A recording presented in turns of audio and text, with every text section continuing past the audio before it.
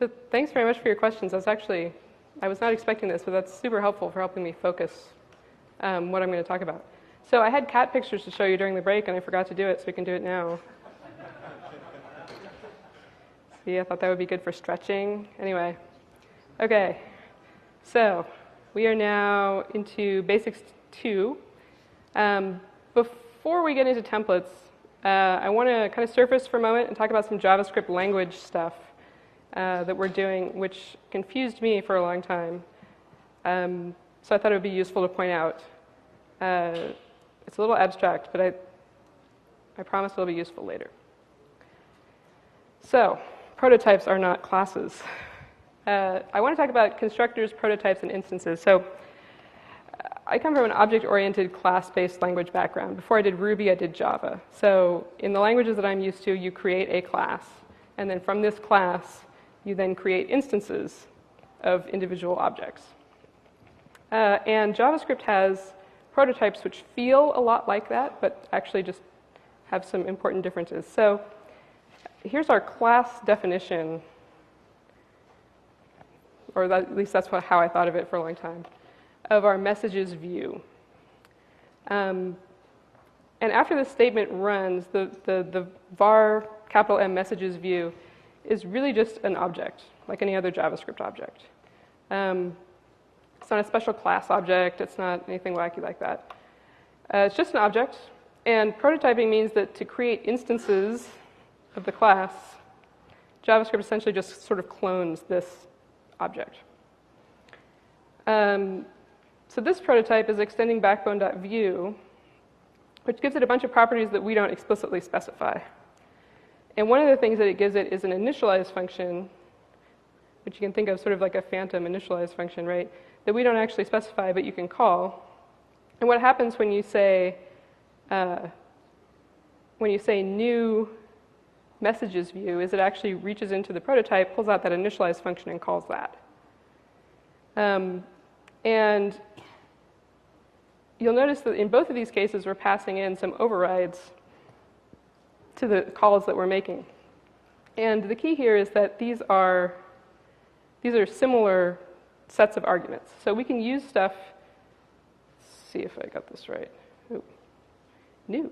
So we can use the arguments that we're passing in here to override things that we specify in the prototype. Right? So we can use the stuff that's up here to be things that don't change between instances, essentially, of the messages view. So in this, we're just basically saying that all instances of the message view will have a div with class messages container. And then we can use the stuff at the bottom to pass in the things that are specific to the individual instance that we're creating. And in this case, we're creating this instance, and we're passing in a collection. And you can kind of think about it like probably each view is going to have its own collection or a different set of things that it's working with. So it makes sense to pass in the collection at instance creation time. So you may be asking yourself, why do I care? So here's the short version. Defining a prototype and creating an instance look very similar. It's really easy to get them confused, especially in the afternoon after lunch. And you're looking at code from 50 feet away. Although I have to say, this is not the largest room I've ever spoken in front of, but it's definitely the largest screen my slides have ever been on. That's really amazing. So just keep that in mind if you're coming from a class-based inheritance background like I am. I found that very confusing for a while. So let's talk about templates. Rendering and templates, in my opinion, are fairly dense. They're one of the hardest parts of Backbone to quickly understand. So we may need to take some cat picture breaks. We'll see. Let's talk about rendering first. So right before the break, we had created a messages view object, and we had given it a collection of data, of messages. And that's great, but it wasn't doing anything with them.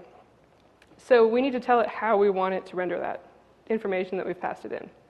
So Backbone views do have a render function built in. That's part of what you get in the prototype. But by default, it's a no-op. It just doesn't do anything. So we're going to override that render function to actually create DOM elements from this data. So we'll add it to the prototype, because this render code is going to be more or less the same for every instance of the messages view. So I'm going to show you the very simple way of doing this first. We'll add a render function. There we go. Backbone's templates are actually optional. So what you can do if you want in the render function is just create a big string of HTML or create some HTML DOM elements and just put them into the DOM. So you can do it very literally like this if you want to.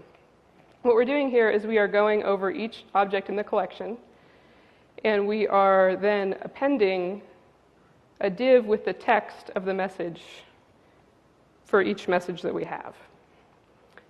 And this is the first time we actually see the model being used. So the parameter to the function that we give to each, m in this case, m is the model, it's the individual message model.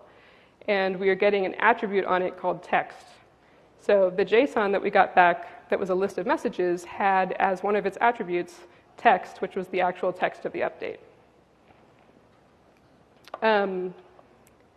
So this just doing literal HTML in the render method doesn't get you very far, actually. So we actually just want actually a fairly more complicated DOM structure, right? If we look at our wireframe, oops. We have a bunch of stuff in here, right? We've got a photo, we've got a timestamp that apparently we didn't have before. We have the update itself. So we don't want to actually have to put that into strings and like concatenate the strings, right? So you can do templating. Now, Backbone doesn't really care what type of templates you use. You could use mustache templates. There's ones that look like ERB. My projects usually use mustache. There's lots of others. There's one built into _JS, which is a utility library that Backbone includes. And it uses ERB-like syntax, which is a Railsism. And you may have noticed by now that Backbone and underscore tend to have a decent amount in common with Ruby and Rails, and that's because they were mostly, originally anyway, written as a framework that talked to a Rails app. So you'll notice there will be a lot of similarities. So here's how we render with templates. So there's a couple of things here. One is that we have this at the top that we didn't used to have. And that's how we specify the template, and we'll unpack that in a moment. But then there's also this change to render. So instead of passing in, come on, there we go.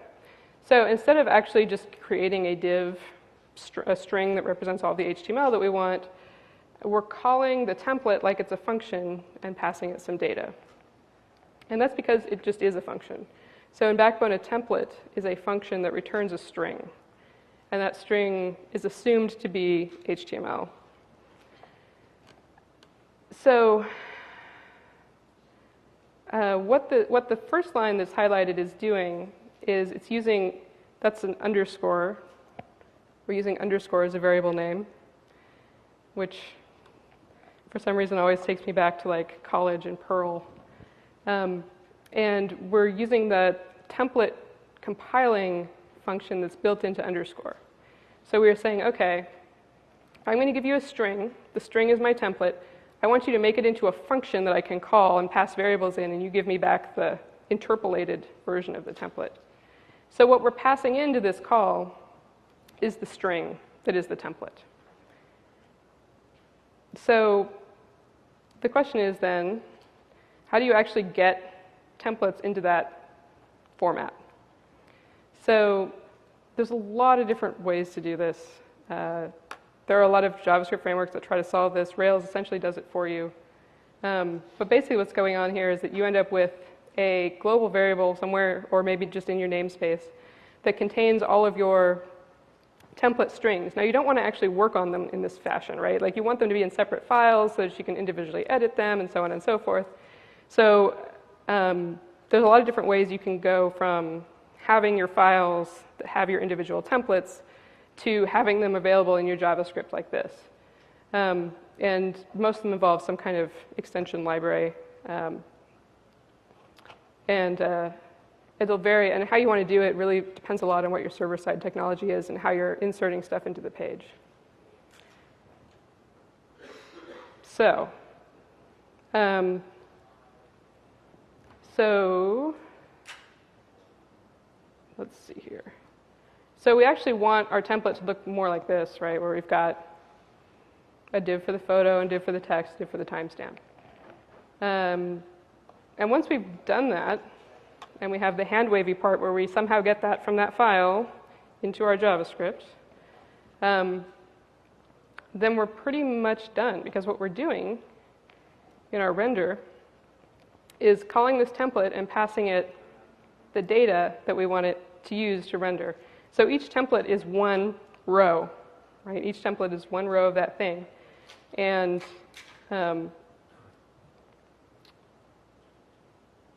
so it takes the message, go back.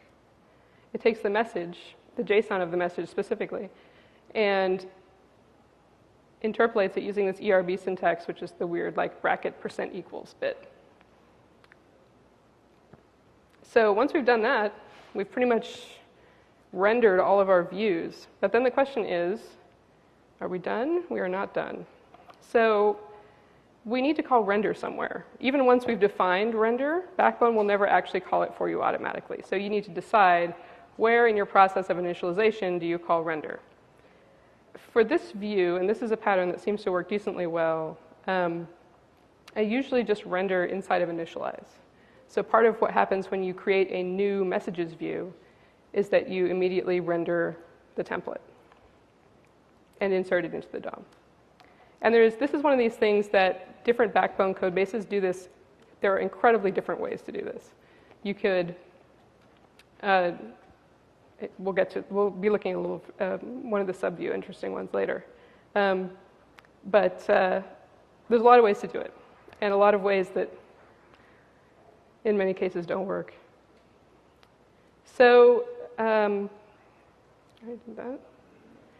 So the cover is rendering in templates. So coming back to this bit that we were looking at before, which is where we have where we create a collection of messages. We get the messages from the server, and then we create a view giving it that collection. So now, thanks to the work that we just did, when we do this, it actually just renders itself when we do this, right? So it renders and inserts itself into the DOM. So it's pretty cool, actually. So we've gotten 1 and 2 done without even having to look at any cat pictures, which is pretty awesome. Good job. So the next thing that I want to talk about is handling events. So if you remember from the introduction, besides all of the sort of Ajax boilerplate that you end up writing, one of the major pain of dealing with page classes was trying to figure out how to do events. There are 3 levels of events that we're usually interested in. The first is input events. So how do we attach behavior to input events like clicks and form submits and focus changes and things like that? UI input events. And these are DOM level events that are generated directly by the user usually. The second thing we're interested in is data change events. So for example, we have that collection of messages, and someone adds something to that collection or removes something from that collection, then we probably need to do something when that happens. And the third are application events that frequently need to be communicated between components. And these tend to be higher level things that vary by application. So you could imagine it might be something like the user logs in, the user asks to view a profile. So there's lots of these sort of application level events that we need to communicate between components. And I think of these as being sort of on a spectrum, right, between low-level and high-level events. We've got our very low-level DOM-level events that are clicks and submits and so on. In the middle, we've got our data change events, and then we have our sort of higher-level application events. So Backbone does a pretty decent job with A and B and has absolutely no facility for C. So it's really good at helping you easily attach behavior to events within a view and to data change events on your collection and your model. But it basically leaves you on your own when it comes to application level events. So that is another one of those places where Backbone applications tend to look very different as to how people handle those. So we're going to look at how Backbone does A and B, and then I'll show you 1 or 2, depending on how much time we have, ways of dealing with application events. So looking at our wireframe, we do have we do have a link on there. And let's say that the product folks decided that when you hover over that link, you should get the exact time. So it gives you a relative time, right? If you hover over it, you see a little tooltip that says the exact time that it happened. And we can assume we get that data from our API. So there's a couple ways we could approach this. One is, the simplest maybe, is just to use, oops. There we go. It's just to use like a jQuery plugin or something that handles. There's a few jQuery plugins that handle this. And I wanted to show you this case because I wanted to point out that Backbone actually plays really well with other JavaScript frameworks. So when I say that a view controls a certain area of the DOM, it's not really control. It's more like supervising kids on a playground, right? Just make sure they don't kill each other. But it's perfectly happy to let jQuery take over some stuff, to let jQuery handle some events, to let other stuff handle different events, which is, we'll come back to that as something to be used, that you can use in different ways later. But if you couldn't find a plugin for whatever reason, like for some reason recently, I've had trouble finding plugins with appropriate licenses that I can use. So if you want to do this the Backbone way, you could do that too. And the way that you do that is instead of having that jQuery plugin call and initialize, you can instead have this sort of declarative set of events that you pass into, in this case, the prototype. So the keys of this object are a type of event followed by a selector. So anytime that event is triggered on anything that matches that selector, then Backbone will call the function that is in the value. So if you give it, you just have to give it a string that's the name of the function it should call when that event happens. So you can have multiple events declared like this. It's actually pretty handy, I found, to have a nice, neat list of all of the events it handles in one place, rather than having to sort of search out and find all of the places that you're adding behavior. And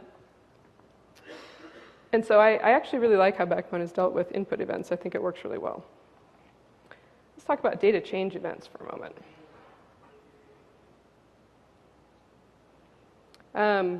So Backbone does let you, within a view, bind to change events on data objects. So there was someone asking about what's the special thing about a collection and a model. One of the things is you can bind to change events on those objects. So you can say, if anything in this collection, what we're saying here is that if anything in this collection changes, then re-render the view. So the most common thing to do is just re-render the whole thing, right? And the interesting thing here is that this event will fire anytime someone adds something to the collection or removes something from the collection, and it will also fire if any of the individual messages have data changed on them. So if any of the attributes of the messages are updated by another view or something along those lines, you can have it, it'll get this event and it'll re-render. And so using this, what you can do is you can make one collection. If you've got a set of events, a set of things, in this case messages, that you need to use in different ways in different parts of the page, you can pass them, all of these views that you create, the same collection, and if any one of them changes it, it will notify all of the others, which is pretty handy. So finally, let's look at application events. And just to clarify what I mean by an application level event, if you had something like this where you're logging in, the user's logging in, right? This is the component that gets that success back from the AJAX call, right? But our nav bar actually needs to know about it so that it can change the name that it displays at the top. And these guys have no relationship with each other, right? One does not have a handle to the other. How do you communicate these events between components? And Backbone doesn't do this on purpose because of the lightweight thing. This is one of those things that they have decided is not worth pulling into Backbone core. But what that means is that applications, large Backbone applications, solve this problem in very different ways. So here are a couple of ways to approach this. And I've seen applications take each of these with varying degrees of success. The first one is make everything a data event. So you can have a model that represents some kind of state, and you can bind to that change event on that model anywhere in the app. Not a big fan of that one. I feel like if you want to represent high-level events, you should just do that rather than sort of having it squished into this framework that it doesn't really match. So I don't like that one. The next one is giving each component handles to the other components it needs to notify. And this is usually how small apps start out doing it. It's like, oh, I'm in my subview and I need to notify this other thing, so I'll just pass in a reference to that view that it needs to notify, and then it can just call that method. But you outgrow that pretty quick. You don't want to be keeping lists of all the people that are interested in your events inside of your views. So the third thing is having the top-level view catch all of the events and then push them back down as necessary. Which is sort of what we're trying to avoid, right? That's what you would do with page objects and events. So that tends to be pretty messy too, because then the top-level view needs to know all the stuff about events, and each view needs to know a bunch of stuff about all of its subviews. So the thing that I've seen most projects do with a lot of success is to implement a sort of global publish and subscribe mechanism for these larger scale events. That one gets the checkbox. So very quickly, here's what the subscribe and the publish methods are surprisingly straightforward. You have a list of, or an object that is where the key is the name of the event and the value is an array of functions to call when that event is triggered. So to subscribe to an event, you pass in the name and the function you want called. It just saves it. And then one thing to notice here, we have an app object suddenly. We'll get to that in a moment, what that is. And then come on, there we go. And so to actually subscribe to an event, you could do something like this in your initialize, right? So you could say, okay, here's the event that I'm interested in. I'm interested in the login event. And if that happens, I will re-render myself, whatever that is. You probably want to actually get some data and do some stuff. You can pass data to it. It can be more complicated. So that's how you subscribe to something. Then to publish, here's what publish looks like. It's also really straightforward. You just call all of the functions that are in the list that you're supposed to call, that have signed up to be called. You pass data to them, whatever data that you're passed as part of the event. And then to publish an event, say within the area where the user is actually logging in, you would just do app.publish login, give it the user data or whatever other data you need, and then you can sort of be assured that all of the other components that are interested in the login event have now been notified and had their callbacks run. So that's events. That's how Backbone deals with different types of events. So the last thing that we're going to talk about in this section is actually just setting up the application. And this is another one of those things that Backbone has no blessed way to do. And it's another one of those things that looks really different depending on who you're talking to. It can be a little complicated.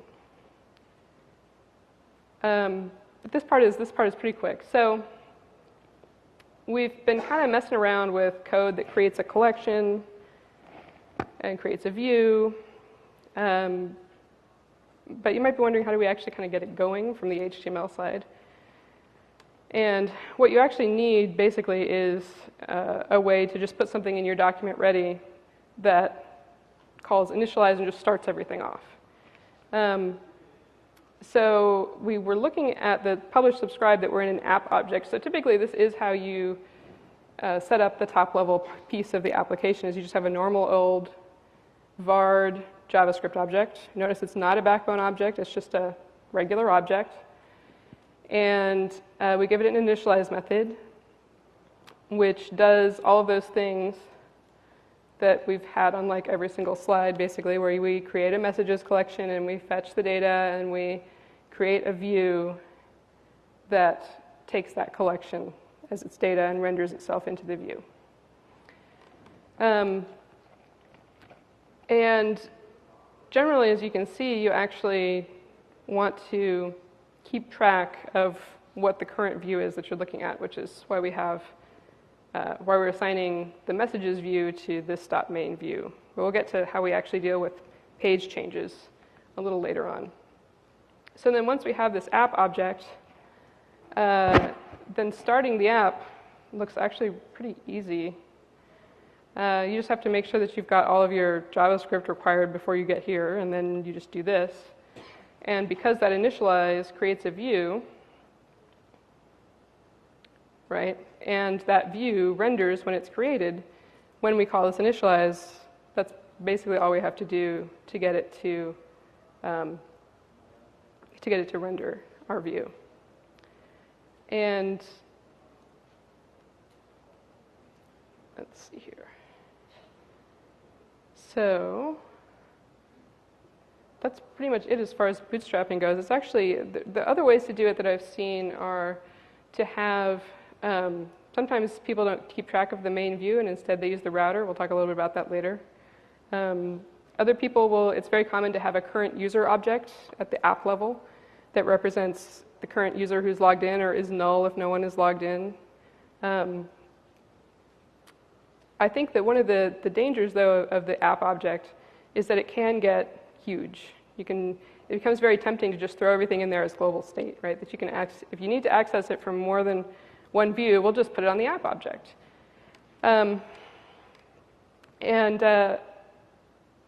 Almost all of the things that I found that started out that way could more easily be solved with events. And I think that having the global publish subscribe reduces the need for global state, because then you can just be like, hey, this thing happened, and then anyone else that wants to know about it will find out. So it reduces the need to have a piece of global state that everyone can look at.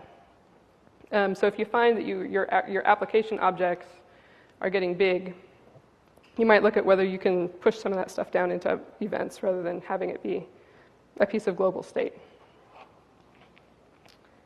So we have 15 minutes until the sort of officially sanctioned break, in which you can have coffee, which is awesome.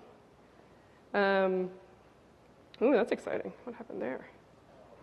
Nice. Oh, I see what happened. Yay, keynote. So what I'm gonna do is I'm gonna talk about testing. I think I probably only have about 15 minutes worth of stuff to say about testing anyway. So maybe I'll just try and do that. But I do want to show you the pictures that I had lined up for this break. Baby pandas. Okay, and this next one is the most awesome thing ever. Isn't that the most awesome animated GIF in the entire world? Baby pandas. Anyway, okay, moving on. Oh, we have this problem again, I see. All right. Testing. It's big, it's scary. Everyone talks about it, hardly anyone does it. Who here writes JavaScript unit tests? Yay! That was more than I thought. That's great. Test your JavaScript with Selenium or other sort of acceptance testing kind of stuff. Do both. Who tests by changing the code and hitting reload? Thank you for admitting that. I do that too, actually. So for testing JavaScript, Pivotal tends to use Jasmine because we wrote it. And so if we have questions, we can turn around and ask the person who came up with the code, which is handy. A lot of other people seem to like it too. It's a BDD style, behavior-driven development style testing library. So it gives you things like describe this, it should do that, expect this to happen. I'll show you a little bit what that means. I already mentioned unit testing is a lot faster than integration testing. And the other nice thing about unit testing is it helps, that I found, is that it really helps new developers coming into the project understand what the JavaScript is doing a lot better. And I didn't really think about that too much until I was working on an open source project, which has a lot of JavaScript in it. And it's pretty dense. It does use Backbone. And we suddenly had a drop-off in the number of people who were sending us pull requests related to JavaScript. And when we talked to people, they were like, I just don't really understand what's going on. Like, it's a little bit opaque. So we added a ton more unit tests, and suddenly we got more pull requests again, which is pretty awesome. You should also go see Davis's talk tomorrow. He wrote Jasmine. He's doing a talk apparently at 1:45 at Continental 5 on Intro to Jasmine, and he's really awesome. So here's what it looks like. You can say stuff like, describe this, and you pass it a function. And you can unit test things like, here we're unit testing the collection. We're just making sure that it's got the right model on it. So you can use this to drive out creating the prototypes with the various properties on them. And you can see the expectation on the fourth line is that, and it's got various matchers, right? So 2 equal just does exactly what you think. It does a 2 equals if it's an object, and a 3 equals if it's a thing that takes 3 equals. And here's what so testing the models and the collections tends to look a lot like this. In general, my models and my collections don't have a ton of behavior in them. Once in a while they do. So it's the view tests that start looking interesting. So let's take a look at a fraction of a view test. So if you're describing the messages view, one of the things that we want to test is that when you initialize it, it renders. So we have a precondition that says there is no messages container in the DOM. We create a new messages view, and then we expect there to be one when we're done. And toExist is actually I think a jQuery matcher that just looks for the existence of that object rendered in the DOM. So there are a few kind of gotchas with this type of testing that I found. Is if those of you who've used Jasmine on other things, I just want to point out a few things. So mocking events can be challenging. A lot of times the way that we want to test events is that we want to put something into the DOM, do whatever DOM event it is that provokes the action, and then just assert that that method was called, right? So just assert that, in this case, show tooltip was called when I clicked on something with .time. And Backbone actually makes that really hard to do, because when you set up an event like this, it either makes a copy of the function or it wraps it somehow so that when you insert a test double for that function, it just never ever gets called. So what that means is that your Jasmine tests start looking a little bit more integration-y, because what you're doing is clicking on the thing and then looking into the DOM to see whether the stuff that you expected to happen, the changes you expected to happen in the DOM actually happened, right? So there are various ways to use Jasmine. You can use it as a very unit testing kind of thing, or you can use it in a very integration testy way where you actually load bits of DOM, do things to them, and then assert that the DOM changed in various ways. So because of this, and we haven't quite figured out why this happens, view tests in Jasmine tend to be a little bit more towards the integration-y side, which is fine. HTML fixtures. So I'll talk about this a little later, but the sweet spot for Backbone is really helping you transition an application that is already doing server-side rendering towards a more client-side rendering feel. And because of that, the JavaScript that you're going to be testing likely has pieces of it that are generated on the server. So when you're testing stuff that operates on that DOM, you want to be able to load an actual piece of that DOM rather than having to put it in a string in your Jasmine test and then make sure that it stays in sync with your server-side code. So there's a gem that actually lets you load fixtures from a file called Jasmine jQuery, which the gem actually has 2 completely different things in it. It has a set of jQuery matchers and then this thing that lets you read fixtures. I don't know why, but it's awesome. And the one downside of that is that you need to have some way in your server-side, in server-side land, to generate little bits of HTML that get saved to files so that you can then pull using Jasmine jQuery. Right, already said that. So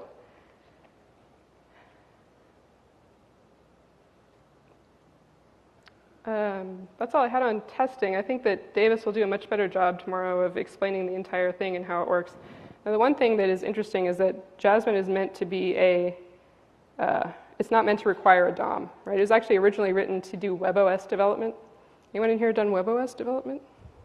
Yay, one other person. I was on one of those projects for a week, but so it's actually using it with JavaScript that runs in the browser. There's no special support, right? So you have to be able to be comfortable with like putting pieces of DOM into and out of your test environment so that you can operate on them. But the advantage of that is that you can use Jasmine to test a lot of different types of JavaScripty things, right? Not just Backbone code that operates on browser code. You can use it to test other stuff too. And Davis tells me my check is in the mail, so we're good. And the next thing we're going to talk about, wow, that's an interesting contrast. It didn't look like that on my laptop screen. We're going to look at common patterns for code organization in Backbone. Let's see, I've got 5 more minutes before the coffee shows up outside. Is it? Okay, great. So let's go do our O'Reilly sanctions break, and I believe we come back here at 3:45, and then we'll get started again. Thank you.